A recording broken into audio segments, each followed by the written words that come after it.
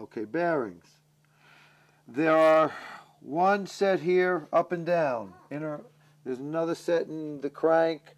There's a set in the back, and there's in the wheel, and there's a set in the front. There are sets in the pedals, without counting the bearings and whatever it might be in the gears, etc.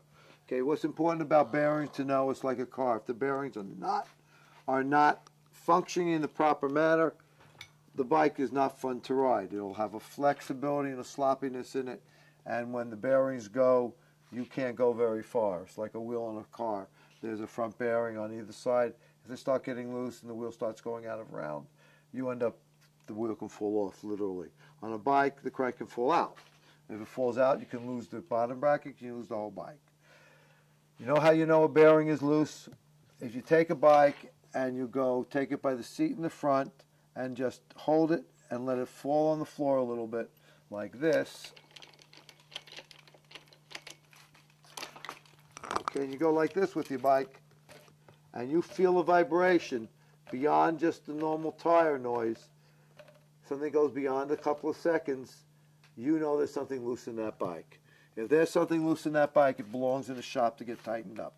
I promise you the bike will ride better, you will enjoy your ride better if a bearing is tight than if it's loose. And you will notice the difference.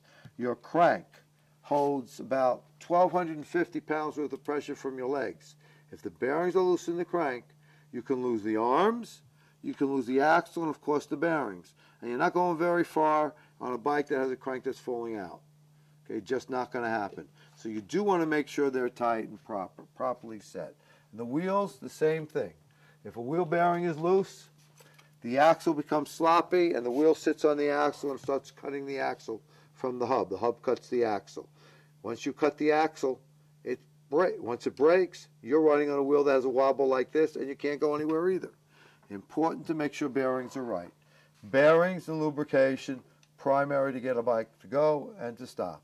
Then we go into the brakes must work, and the gears must go.